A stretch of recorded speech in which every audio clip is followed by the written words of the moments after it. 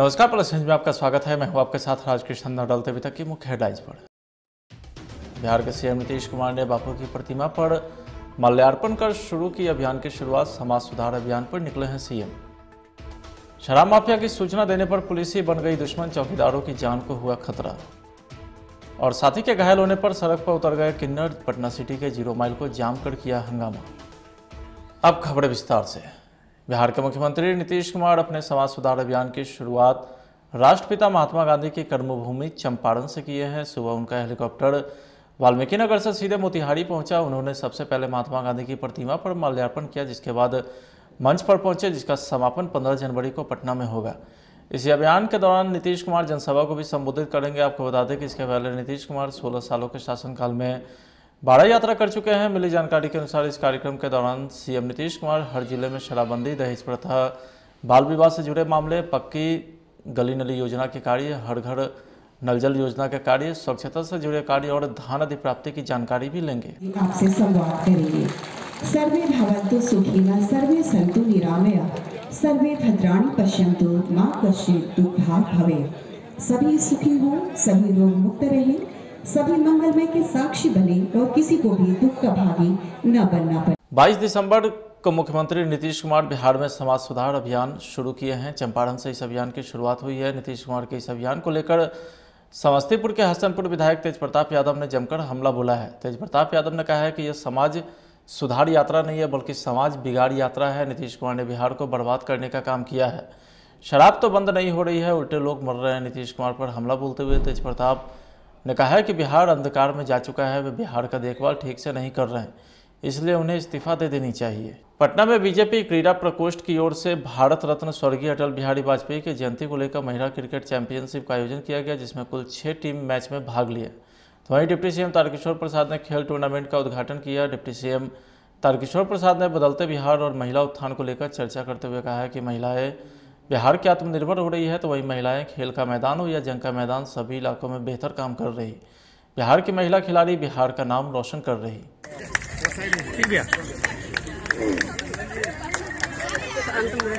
हाँ ले रहे वीडियो बना रहे हैं। हाँ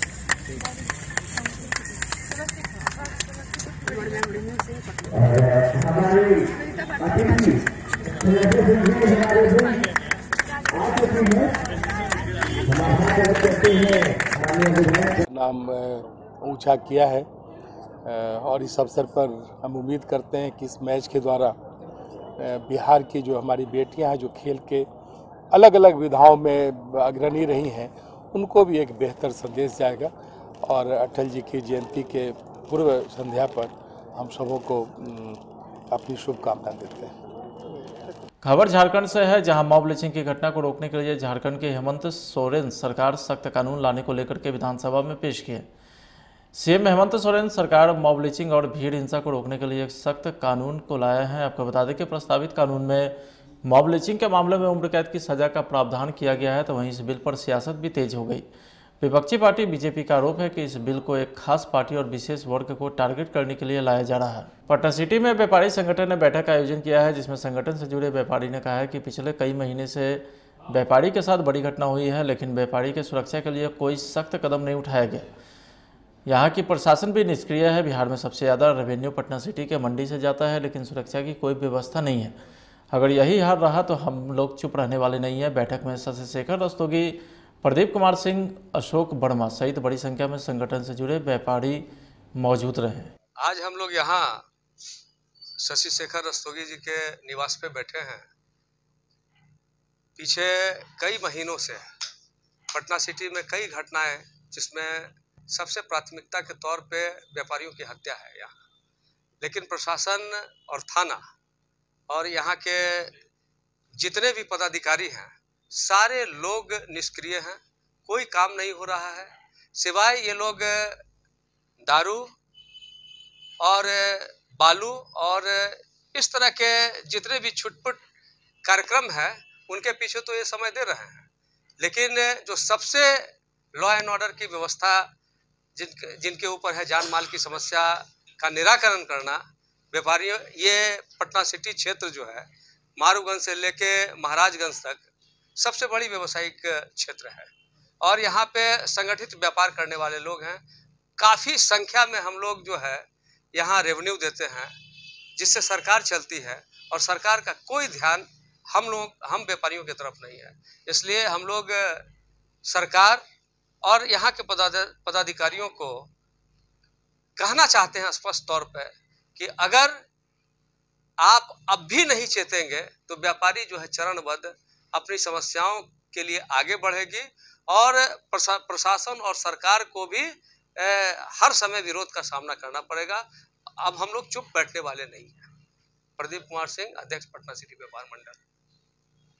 देखिए, जो दिनों दिन कानून की व्यवस्था बिगड़ती जा रही है और सरकार इस पर ध्यान नहीं दे रही है, जिसकी बदौलत सरकार बनती है, चलती है, जिसके रेवेन्यू से सारा शासन चलता है, जब उसी को सुरक्षित रखने की बात आती है तो सरकार उदासीन हो जाती है। ऐसे में सारे व्यापारी जो है, अभी पटना सिटी के सारे क्षेत्र से व्यापारी लोग आए हुए हैं, इसमें बहुत ज़्यादा रोष है।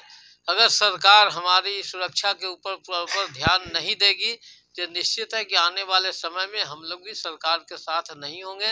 नतीजा है कि न उनको रेवेन्यू मिलेगा और न उनको शासन मिलेगा, न उनको साथ मिलेगा। फिर क्या होगा ये आने वाला समय बताएगा।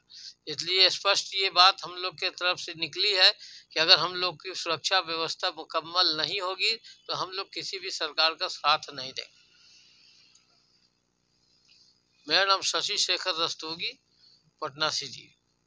बड़ी खबर राजधानी पटना से है, जहां राज्य में 100 से अधिक चौकीदारों ने अनिश्चितकाल के लिए काम स्थगित कर दिया और पटना में धरने पर बैठ गए हैं। चौकीदारों ने आरोप लगाया कि अपने क्षेत्र में शराब माफिया के बारे में गुप्त सूचना पुलिस को दे रहे हैं, लेकिन पुलिस शराब माफिया का जानकारी को लीक कर दे रहे हैं, जिससे उन पर हमले किए जा रहे हैं। आपको बता दें कि नवादा में एक चौकीदार ने कहा है कि चौकीदारों का काम अपने अपने अधिकार क्षेत्र में शराब माफिया के बारे में गुप्त जानकारी एकत्र करना है, जो हम बिना किसी झिझक के कर रहे हैं। लेकिन एक बार जब हम पुलिस थाना SHO और सब इंस्पेक्टर को जानकारी देते हैं तो हमारे नामों का वो खुलासा कर देते हैं।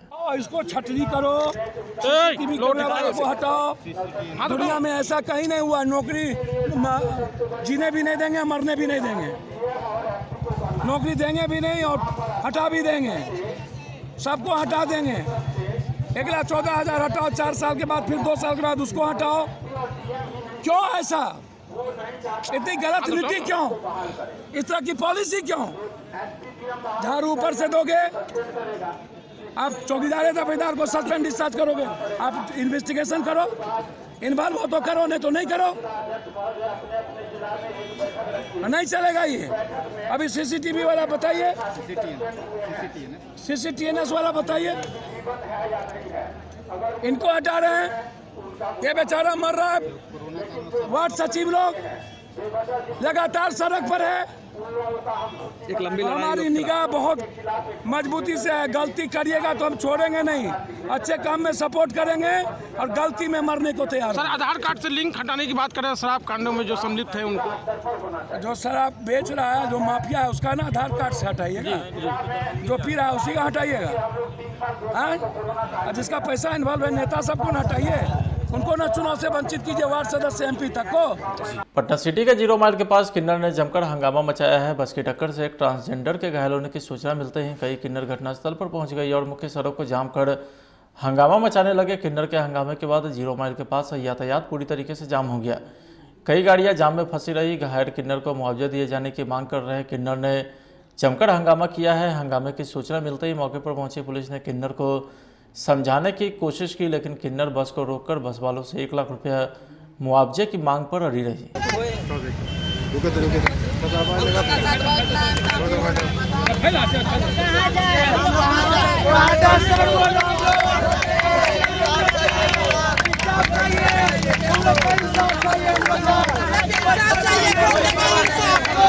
पूर्व मुख्यमंत्री जीतनराम मांझी एक बार फिर से बयान जारी कर ब्राह्मण समाज को गाली दिए जाने के मामले पर अपनी सफाई दिए हैं। मांझी का कहना है कि उन्होंने किसी के मन को आहत नहीं पहुंचाया है। हमने उस व्यवस्था के बारे में चर्चा की है जो पहले होता था। जीतनराम मांझी का कहना है कि हमने अपने बयानों में कहा था कि उन लोगों से पूजा नहीं कराए जो लोग दलित के घर खाना नहीं खाते हैं।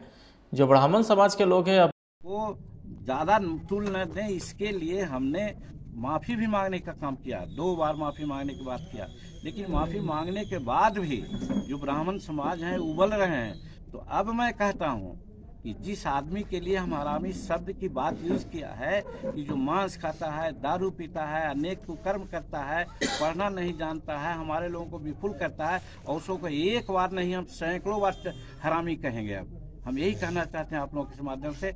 और उन लोग कोई जीभ काटने की बात करते हैं और कोई है, तो बाकी बात मैं समाज पर छोड़ता हूं कि हमारा समाज इसमें क्या निर्णय लेता है, क्या करेगा। लेकिन हम किसी से डरने वाले नहीं हैं। अगर वो जीभ काटने की बात करते हैं व्यक्तिगत रूप में, तो हम कुछ नहीं कहना चाहते हैं, लेकिन अब जीभ काटने के लिए कोई किसी को भेजावे तो हम देख लेंगे उसको। तो इस तरह की बात, और ये बात सही भी है, हम ब्राह्मण के विरोधी नहीं हैं, लेकिन ब्राह्मणवाद के विरोधी जरूर हैं। जो आज सनातन धर्म की बात करते हैं, हम सनातन धर्म को ही मानते हैं।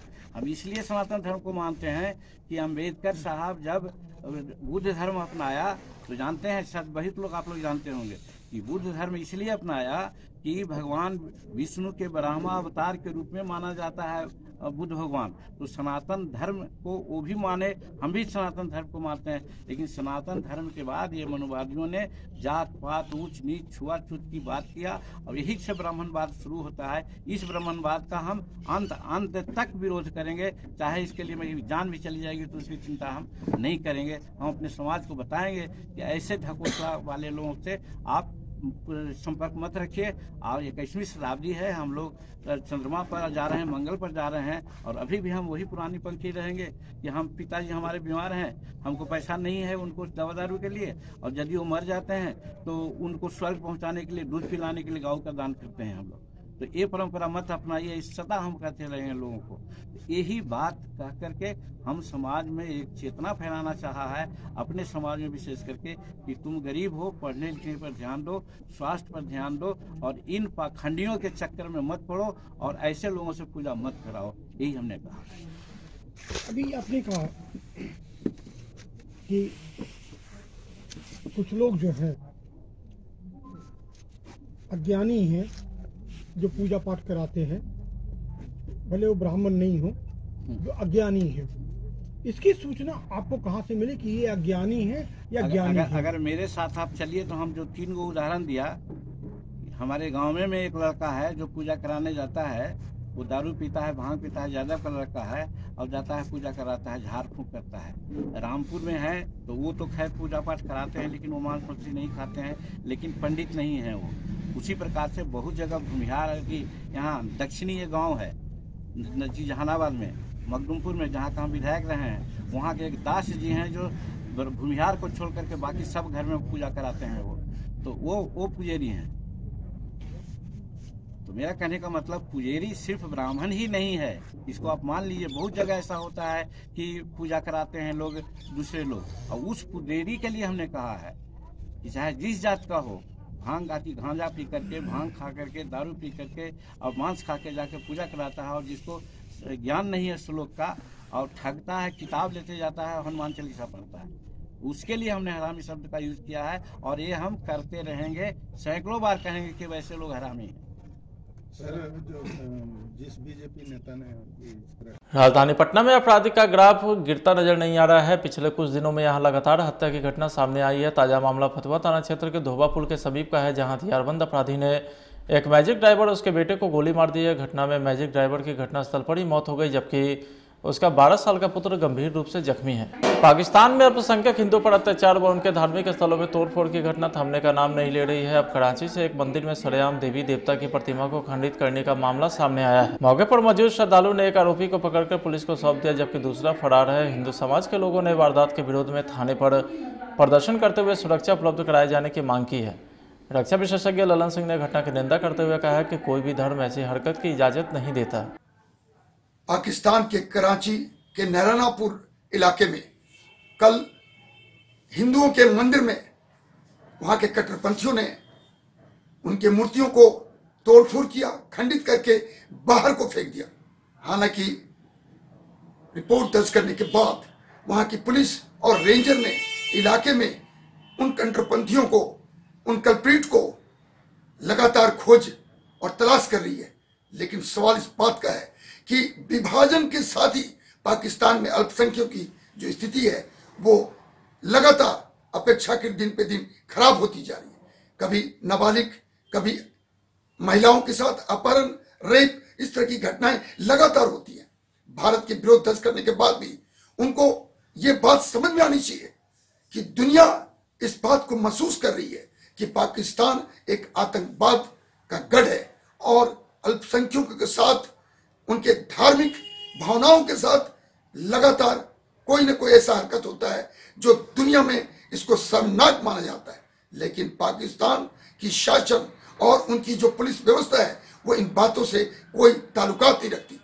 मैं ये बताना चाहता हूँ कि भारत का विरोध और दुनिया का एक माहौल ऐसा होना चाहिए कि चाहे वो कोई भी अल्पसंख्यक हो, चाहे हिंदू हो, सिख हो, क्रिश्चियन हो, उनके साथ ईमानदारी से वहां की व्यवस्था काम करे। और आज इसकी जरूरत है। कराची के नारायणपुरा इलाके में जो हुआ उससे पहले भी इस तरह की हरकतें हुई हैं और वहां की सुप्रीम कोर्ट ने भी इसको गलत बताया है। ह्यूमन राइट्स ने भी इस बात के लिए दुख प्रकट किया है। सवाल एक बात का है कि अगर दुनिया सचेत होगी तभी पाकिस्तान इस बात को महसूस करेगा। आज मैं ये भी बताना चाहता हूं कि LAC के ऊपर, जो LOC के ऊपर कपवाड़ा का इलाका है, वहां 500 गज के ऊपर पाकिस्तान अपना बंकर निर्माण कर रहा था, जिसकी मतलब विरोध बॉर्डर सिक्योरिटी फोर्स और वहां के गांव के लोगों ने किया। बावजूद वो अपना इस एक्शन को लगातार कर रहा था, लेकिन भारत के विरोध के बाद LOC के ऊपर कपवाड़ा में जो ये निर्माण हो रहा था ये रुक गया। मैं ये भी बताना चाहता हूं कि हाल के दिनों में जैसे ही बर्फ गिरना शुरू हुआ है, कभी अवंतीपुरा, कभी श्रीनगर के चौक, कभी रजौरी, कभी पुलवामा, कभी कुलगाम, इन सभी जगहों पे अनंतनाग, छिटपुर जो लश्कर ए तैयबा, जैसे मोहम्मद अल-बदर का एक्शन हो रहा है, सब इनके सोची समझी रणनीति है। और ये भारत के अंदर किसी तरह से, चाहे ड्रोन हो, एक्सप्लोजिव हो, बारूद हो, इससे गलत हरकत करके माहौल को बिगाड़ना चाहते हैं। आज जरूरी है कि पाकिस्तान के ऊपर। पटना सिटी में राष्ट्रीय गणित दिवस के मौके पर केशव सरस्वती विद्या मंदिर में रामानुज जयंती मनाया गया। इस मौके पर विज्ञान प्रदर्शनी का भी आयोजन किया गया, जिसके माध्यम से छात्र एवं अतिथि ने CDS प्रमुख दिवंगत जनरल बिपिन रावत को श्रद्धांजलि देते हुए उनके द्वारा किए गए सर्जिकल स्ट्राइक को प्रदर्शन के माध्यम से दिखाया। तो वहीं स्कूल के प्राचार्य मनोज मिश्र ने विज्ञान प्रदर्शनी से छात्रों का मानसिक विकास होता है और आज के आधुनिक युग में विज्ञान एक जीवन का अंग है, उनके बिना जीवन असंभव है।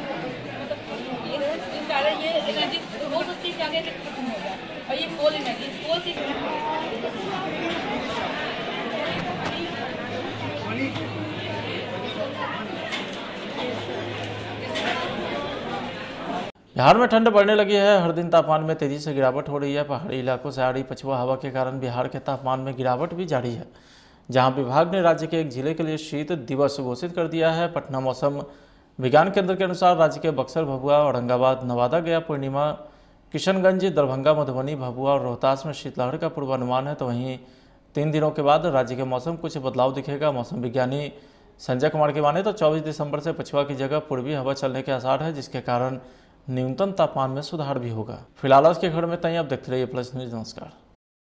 एसिडिटी, गैस, खट्टी डकार, पेट फूलना और कब्ज, ऐसे में मेरी सलाह है आयुर्वेदिक मुल्तानी पश्मीना। ये पेट की सभी समस्याओं में पूरी तरह आराम देता है। बिहार के मुख्यमंत्री नीतीश कुमार अपने समाज सुधार अभियान की शुरुआत राष्ट्रपिता महात्मा गांधी की कर्मभूमि चंपारण से किए हैं। सुबह उनका हेलीकॉप्टर वाल्मीकि नगर से सीधे मोतिहारी पहुंचा। उन्होंने सबसे पहले महात्मा गांधी की प्रतिमा पर माल्यार्पण किया, जिसके बाद मंच पर पहुंचे, जिसका समापन 15 जनवरी को पटना में होगा। इसी अभियान के दौरान नीतीश कुमार जनसभा को भी संबोधित करेंगे। आपको बता दें कि इसके पहले नीतीश कुमार 16 सालों के शासनकाल में 12 यात्रा कर चुके हैं। मिली जानकारी के अनुसार इस कार्यक्रम के दौरान सीएम नीतीश कुमार हर जिले में शराबबंदी, दहेज प्रथा, बाल विवाह से जुड़े मामले, पक्की गली नली योजना के कार्य, हर घर नल जल योजना के कार्य, स्वच्छता से जुड़े कार्य और धान अधिप्राप्ति की जानकारी भी लेंगे। आपसे संवाद करेंगे। सर्वे भवन्तु सुखिनः, सर्वे सन्तु निरामया, सर्वे भद्राणि पश्यन्तु, मा कश्चित् दुःखभाग् भवेत्। सभी सुखी हो, सभी रोग मुक्त रहे, सभी मंगलमय के साक्षी बने और किसी को भी दुख का भागी न बनना पड़े। 22 दिसंबर को मुख्यमंत्री नीतीश कुमार बिहार में समाज सुधार अभियान शुरू किए हैं। चंपारण से इस अभियान की शुरुआत हुई है। नीतीश कुमार के इस अभियान को लेकर समस्तीपुर के हसनपुर विधायक तेज प्रताप यादव ने जमकर हमला बोला है। तेज प्रताप यादव ने कहा है कि यह समाज सुधार यात्रा नहीं है बल्कि समाज बिगाड़ यात्रा है। नीतीश कुमार ने बिहार को बर्बाद करने का काम किया है।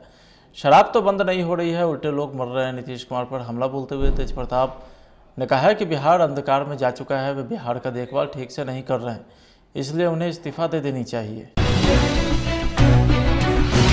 पटना में बीजेपी क्रीड़ा प्रकोष्ठ की ओर से भारत रत्न स्वर्गीय अटल बिहारी वाजपेयी की जयंती को लेकर महिला क्रिकेट चैंपियनशिप का आयोजन किया गया, जिसमें कुल 6 टीम मैच में भाग लिए। तो वहीं डिप्टी सीएम तारकिशोर प्रसाद ने खेल टूर्नामेंट का उद्घाटन किया। डिप्टी सीएम तारकिशोर प्रसाद ने बदलते बिहार और महिला उत्थान को लेकर चर्चा करते हुए कहा है कि महिलाएं बिहार की आत्मनिर्भर हो रही है, तो वहीं महिलाएं खेल का मैदान हो या जंग का मैदान, सभी इलाकों में बेहतर काम कर रही। बिहार की महिला खिलाड़ी बिहार का नाम रोशन कर रही।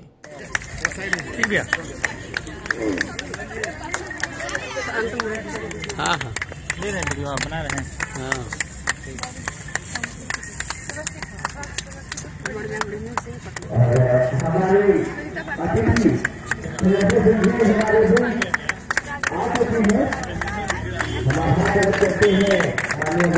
नाम ऊंचा किया है और इस अवसर पर हम उम्मीद करते हैं कि इस मैच के द्वारा बिहार की जो हमारी बेटियां हैं जो खेल के अलग अलग विधाओं में अग्रणी रही हैं, उनको भी एक बेहतर संदेश जाएगा।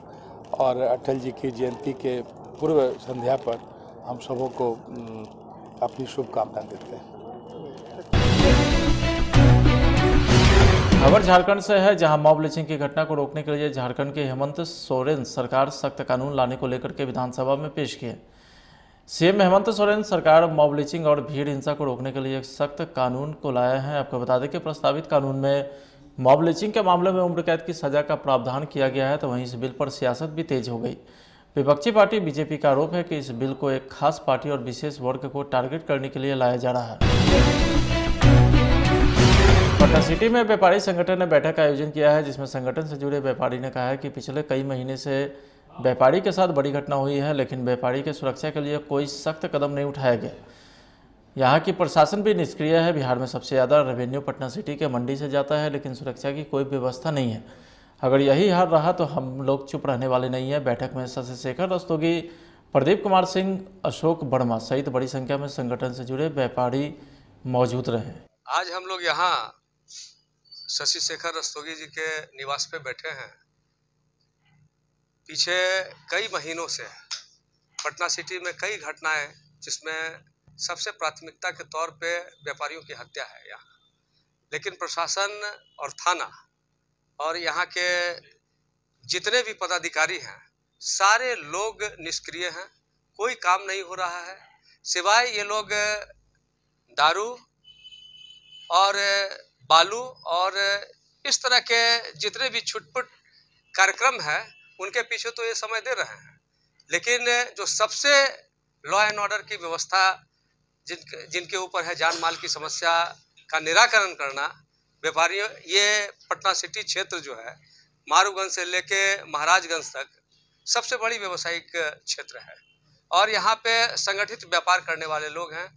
काफ़ी संख्या में हम लोग जो है यहाँ रेवेन्यू देते हैं, जिससे सरकार चलती है और सरकार का कोई ध्यान हम व्यापारियों की तरफ नहीं है।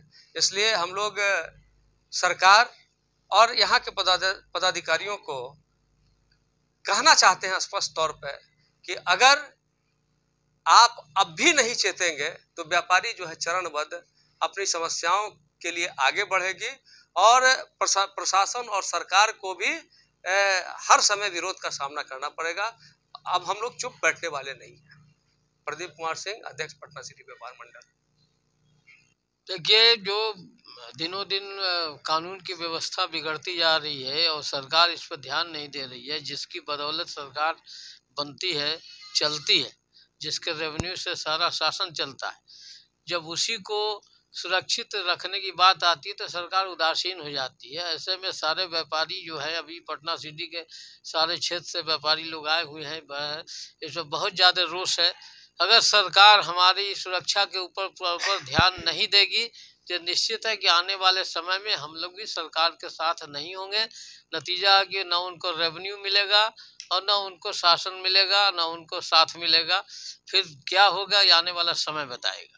इसलिए स्पष्ट ये बात हम लोग के तरफ से निकली है कि अगर हम लोग की सुरक्षा व्यवस्था मुकम्मल नहीं होगी तो हम लोग किसी भी सरकार का साथ नहीं देंगे। मेरा नाम शशि शेखर रस्तोगी, पटना सिटी। बड़ी खबर राजधानी पटना से है, जहां राज्य में 100 से अधिक चौकीदारों ने अनिश्चितकाल के लिए काम स्थगित कर दिया और पटना में धरने पर बैठ गए हैं। चौकीदारों ने आरोप लगाया कि अपने क्षेत्र में शराब माफिया के बारे में गुप्त सूचना पुलिस को दे रहे हैं, लेकिन पुलिस शराब माफिया का जानकारी को लीक कर दे रहे हैं, जिससे उन पर हमले किए जा रहे हैं। आपको बता दें कि नवादा में एक चौकीदार ने कहा है कि चौकीदारों का काम अपने अपने अधिकार क्षेत्र में शराब माफिया के बारे में गुप्त जानकारी एकत्र करना है, जो हम बिना किसी झिझक के कर रहे हैं। लेकिन एक बार जब हम पुलिस थाना SHO और सब इंस्पेक्टर को जानकारी देते हैं तो हमारे नामों का वो खुलासा कर देते हैं। इसको छटनी करो, करने वाले को हटाओ। दुनिया में ऐसा कहीं नहीं हुआ, नौकरी जीने भी नहीं देंगे, मरने भी नहीं देंगे, नौकरी देंगे भी नहीं और हटा भी देंगे, सबको हटा देंगे। 1,14,000 हटाओ, 4 साल के बाद, फिर 2 साल के बाद उसको हटाओ। क्यों ऐसा? इतनी गलत नीति क्यों? इस तरह की पॉलिसी क्यों? झाड़ू ऊपर से दोगे, आप चौकीदार दफेदार को सस्पेंड डिस्चार्ज करोगे, आप इन्वेस्टिगेशन करो, इन्वॉल्व हो तो करो, नहीं तो नहीं करो। नहीं चलेगा ये। अभी CCTV वाला बताइए, CCTNS वाला बताइए, इनको हटा रहे हैं। ये बेचारा मर रहा है। वार्ड सचिव लोग लगातार सड़क पर है। एक लंबी हमारी निगाह बहुत मजबूती से है। गलती करिएगा तो हम छोड़ेंगे नहीं, अच्छे काम में सपोर्ट करेंगे और गलती में मरने को तैयार। सर, आधार कार्ड से लिंक हटाने की बात करें, शराब कांडों में जो सम्मिलित है उनको, जो शराब बेच रहा है, जो माफिया है, उसका ना आधार कार्ड से हटाइएगा, जो पी रहा है उसी का हटाइएगा। और जिसका पैसा इन्वॉल्व है, नेता सबको न हटाइए, उनको न चुनाव से वंचित कीजिए, वार्ड सदस्य MP तक को। पटना सिटी के 0 माइल के पास किन्नर ने जमकर हंगामा मचाया है। बस की टक्कर से एक ट्रांसजेंडर के घायल होने की सूचना मिलते ही कई किन्नर घटनास्थल पर पहुंच गई और मुख्य सड़क को जाम कर हंगामा मचाने लगे। किन्नर के हंगामे के बाद 0 माइल के पास यातायात पूरी तरीके से जाम हो गया। कई गाड़ियां जाम में फंसी रही। घायल किन्नर को मुआवजा दिए जाने की मांग कर रहे किन्नर ने जमकर हंगामा किया है। हंगामे की सूचना मिलते ही मौके पर पहुंची पुलिस ने किन्नर को समझाने की कोशिश की, लेकिन किन्नर बस को रोककर बस वालों से 1 लाख रुपया मुआवजे की मांग पर अड़ी रही।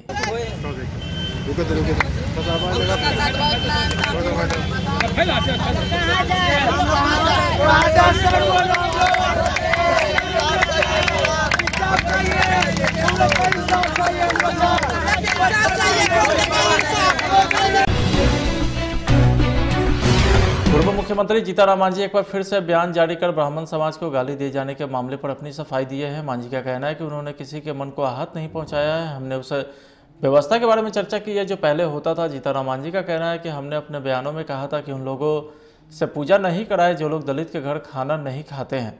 जो ब्राह्मण समाज के लोग हैं अब वो ज़्यादा तुल न दें, इसके लिए हमने माफ़ी भी मांगने का काम किया। 2 बार माफ़ी मांगने की बात किया, लेकिन माफ़ी मांगने के बाद भी जो ब्राह्मण समाज हैं उबल रहे हैं। तो अब मैं कहता हूँ कि जिस आदमी के लिए हम हरामी शब्द की बात यूज़ किया है कि जो मांस खाता है, दारू पीता है, अनेक कुकर्म करता है, पढ़ना नहीं जानता है, हमारे लोगों को विफुल करता है, और उसको को एक बार नहीं हम सैकड़ों बार हरामी कहेंगे। अब हम यही कहना चाहते हैं आप लोगों के माध्यम से। और उन लोग कोई जीव काटने की बात करते हैं और कोई है, तो बाकी बात मैं समाज पर छोड़ता हूं कि हमारा समाज इसमें क्या निर्णय लेता है, क्या करेगा।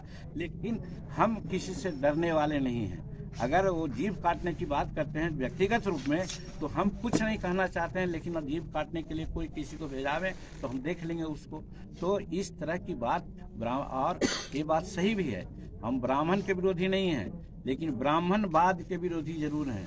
जो आज सनातन धर्म की बात कहते हैं, हम सनातन धर्म को ही मानते हैं।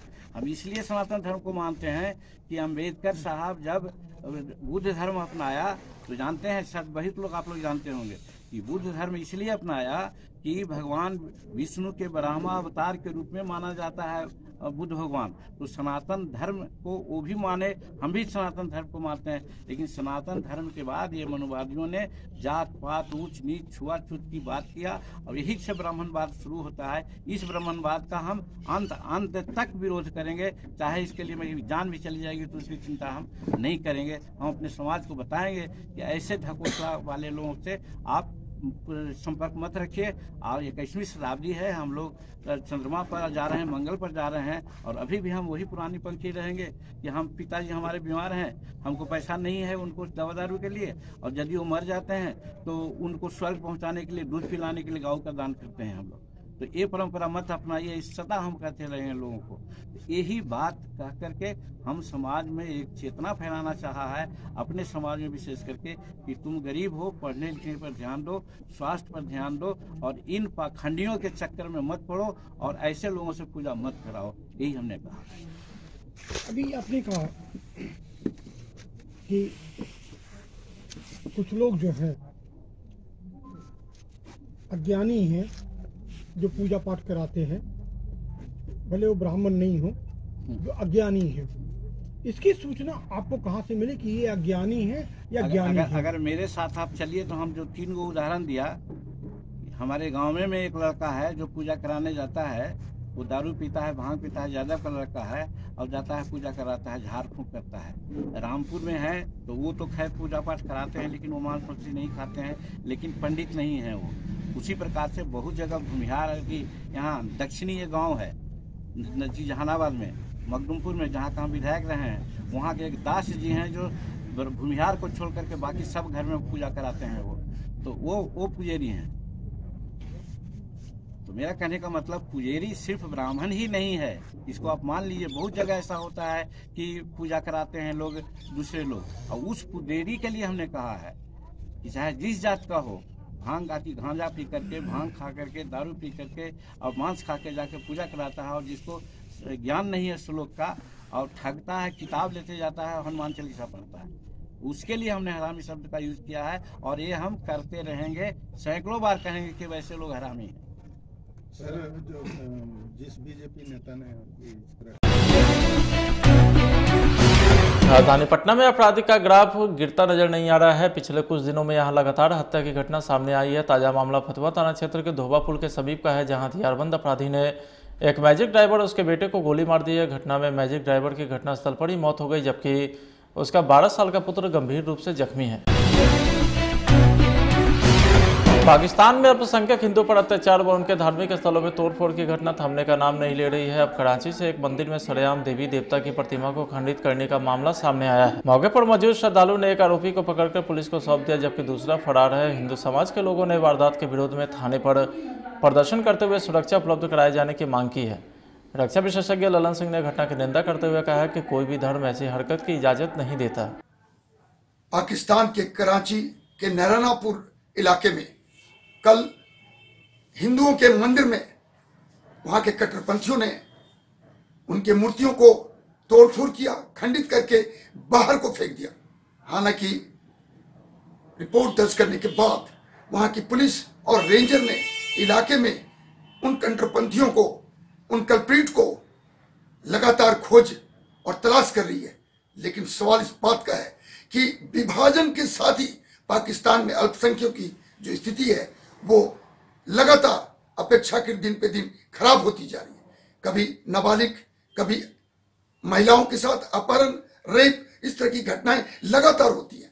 भारत के विरोध दर्ज करने के बाद भी उनको ये बात समझ में आनी चाहिए कि दुनिया इस बात को महसूस कर रही है कि पाकिस्तान एक आतंकवाद का गढ़ है और अल्पसंख्यकों के साथ, उनके धार्मिक भावनाओं के साथ लगातार कोई ना कोई ऐसा हरकत होता है जो दुनिया में इसको शर्मनाक माना जाता है।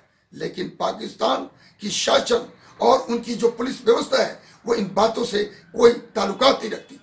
मैं ये बताना चाहता हूं कि भारत का विरोध और दुनिया का एक माहौल ऐसा होना चाहिए कि चाहे वो कोई भी अल्पसंख्यक हो, चाहे हिंदू हो, सिख हो, क्रिश्चियन हो, उनके साथ ईमानदारी से वहां की व्यवस्था काम करे। और आज इसकी जरूरत है। कराची के नारायणपुरा इलाके में जो हुआ उससे पहले भी इस तरह की हरकतें हुई हैं और वहां की सुप्रीम कोर्ट ने भी इसको गलत बताया है। ह्यूमन राइट्स ने भी इस बात के लिए दुख प्रकट किया है। सवाल एक बात का है कि अगर दुनिया सचेत होगी तभी पाकिस्तान इस बात को महसूस करेगा।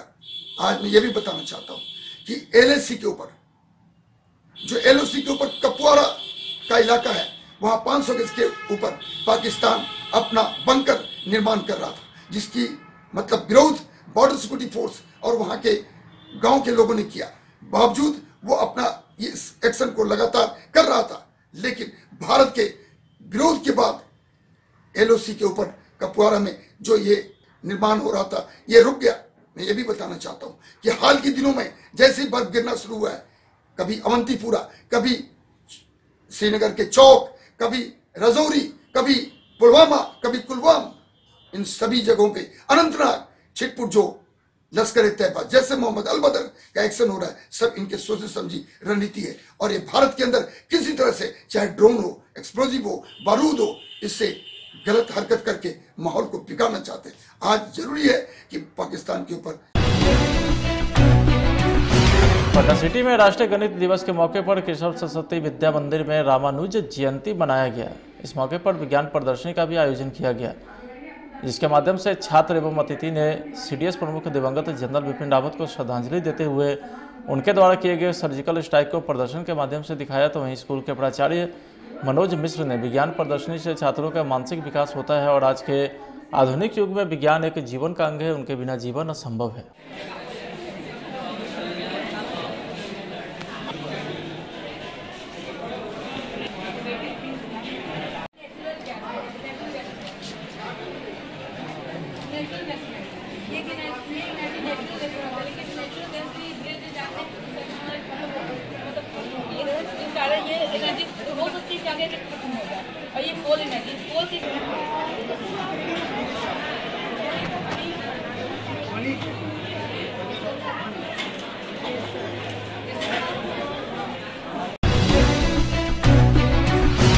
बिहार में ठंड बढ़ने लगी है। हर दिन तापमान में तेजी से गिरावट हो रही है। पहाड़ी इलाकों से आ रही पछुआ हवा के कारण बिहार के तापमान में गिरावट भी जारी है, जहां विभाग ने राज्य के एक जिले के लिए शीत दिवस घोषित कर दिया है। पटना मौसम विज्ञान केंद्र के अनुसार राज्य के बक्सर, भभुआ, औरंगाबाद, नवादा, गया, पूर्णिमा, किशनगंज, दरभंगा, मधुबनी, भभुआ और रोहतास में शीतलहर का पूर्वानुमान है। तो वहीं 3 दिनों के बाद राज्य के मौसम कुछ बदलाव दिखेगा। मौसम विज्ञानी संजय कुमार की माने तो 24 दिसंबर से पछुआ की जगह पूर्वी हवा चलने के आसार है, जिसके कारण न्यूनतम तापमान में सुधार भी होगा।